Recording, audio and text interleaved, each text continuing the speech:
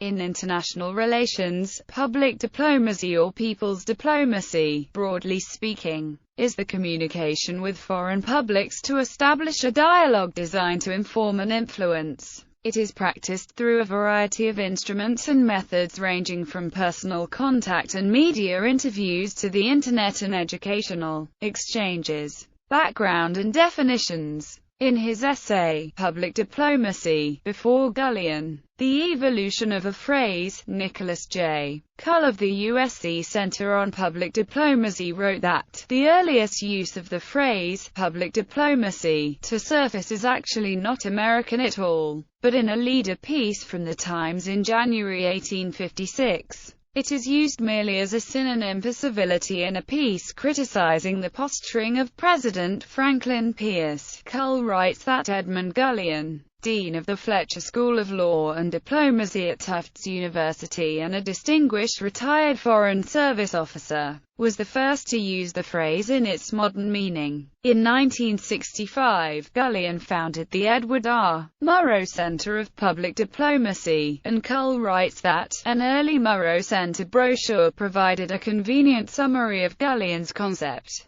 Public diplomacy deals with the influence of public attitudes on the formation and execution of foreign policies. It encompasses dimensions of international relations beyond traditional diplomacy, the cultivation by governments of public opinion in other countries, the interaction of private groups and interests in one country with another, the reporting of foreign affairs and its impact on policy. Communication between those whose job is communication, as diplomats and foreign correspondents, and the process of intercultural communications. Over time, the concept and definition has evolved by various practitioners. Other definitions and descriptions include the most important roles public diplomacy will have to play for the United States in the current international environment will be less grand strategic and more operational than during the Cold War. Support of national policy and military contingencies is one such role, and probably the most important. Carnes Lord, professor of statecraft and civilization. October 1998. Public diplomacy, effectively communicating with publics around the globe, to understand, value and even emulate America's vision and ideas. Historically one of America's most effective weapons of outreach, persuasion and policy. Jill A. Shuker, July 2004. Public diplomacy may be defined, simply, as the conduct of international relations by governments through public communications media and through dealings with a wide range of non-governmental entities for the purpose of influencing the politics and actions of other governments. Alan K. Henriksen, professor of diplomatic history, April 2005. Public diplomacy that traditionally represents actions of governments to influence overseas publics within the foreign policy process has expanded, today, by accident and design, beyond the realm of governments to include the media, multinational corporations, NGOs and faith-based organizations as active participants in the field. Crocker Snow Jr., Acting Director, Edward R. Murrow Center, May 2005. Public diplomacy refers to government-sponsored programs intended to inform or influence public opinion in other countries. Its chief instruments are publications, motion pictures, cultural exchanges, radio and television. The United States Information Agency, which was the main government agency in charge of public diplomacy until it merged with the Department of State in 1999, described it as public diplomacy seeks to promote the national interest and the national security of the United States through understanding, informing, and influencing foreign publics and broadening dialogue between American citizens and institutions and their counterparts abroad. For the Planning Group for Integration of USIA into the Department of State, public diplomacy is defined as follows. Public diplomacy seeks to promote the national interest of the United States through understanding, informing and influencing foreign audiences, according to Hans N. Touch, author of Communicating with the World. Public diplomacy is defined as official government efforts to shape the communications environment overseas in which American foreign policy is played out, in order to reduce the degree to which misperceptions and misunderstandings complicate relations between the U.S. and other nations. Standard diplomacy might be described as the ways in which government leaders communicate with each other at the highest levels. The elite diplomacy we are all familiar with. Public diplomacy, by contrast, focuses on the ways in which a country communicates with citizens in other societies. A country may be acting deliberately or inadvertently, and through both official and private individuals and institutions. Effective public diplomacy starts from the premise that dialogue, rather than a sales pitch, is often central to achieving the goals of foreign policy. Public diplomacy must be seen as a two-way street.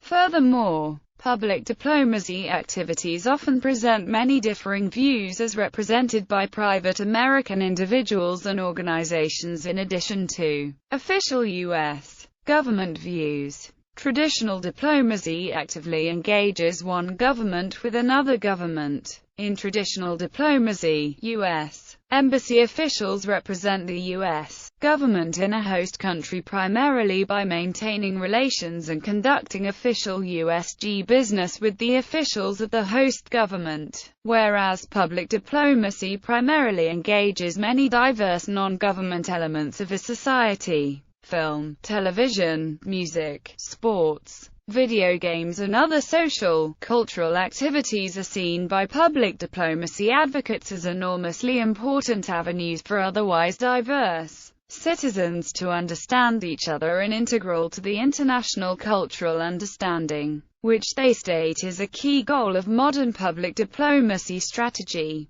It involves not only shaping the message that a country wishes to present abroad, but also analyzing and understanding the ways that the message is interpreted by diverse societies and developing the tools of listening in conversation as well as the tools of persuasion. One of the most successful initiatives which embodies the principles of effective public diplomacy is the creation by international treaty in the 1950s of the European Coal and Steel Community, which later became the European Union. Its original purpose after World War II was to tie the economies of Europe together so much that war would be impossible. Supporters of European integration see it as having achieved both this goal and the extra benefit of catalyzing greater international understanding. As European countries did more business together and the ties among member states as citizens increased, opponents of European integration are leery of a loss of national sovereignty and greater centralization of power. Public diplomacy has been an essential element of American foreign policy for decades. It was an important tool in influencing public opinion during the Cold War with the former Soviet Union. Since the attacks of September 11, 2001, the term has come back into vogue as the United States government works to improve their reputation abroad,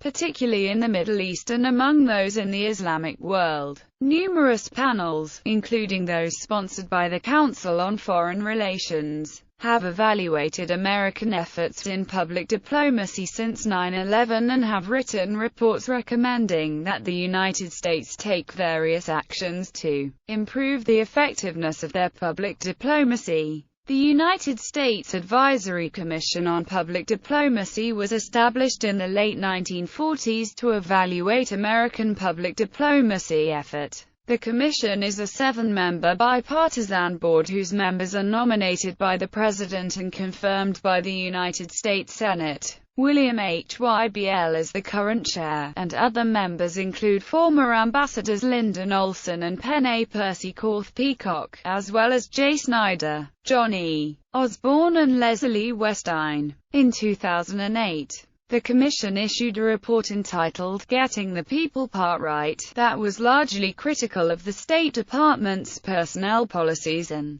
practices in hiring, training and promoting public affairs and public diplomacy officers. The report attracted significant attention, and was the subject of a Senate hearing. This traditional concept is expanded on with the idea of adopting what is called population-centric foreign affairs, within which foreign populations assume a central component of foreign policy. Since people, not just states, are of global importance in a world where technology and migration increasingly face everyone, an entire new door of policy is opened. Methods. There are many methods and instruments that are used in public diplomacy. Nicholas J. Cole divides the practice into 5 elements: listening, advocacy, cultural diplomacy, exchange diplomacy, and international broadcasting. Methods such as personal contact, broadcasters such as the Voice of America, Radio Free Europe, and Radio Liberty exchange programs such as Fulbright and the International Visitor Leadership Program, American arts and performances in foreign countries, and the use of the Internet are all instruments used for practicing public diplomacy depending on the audience to be communicated with and the message to be conveyed.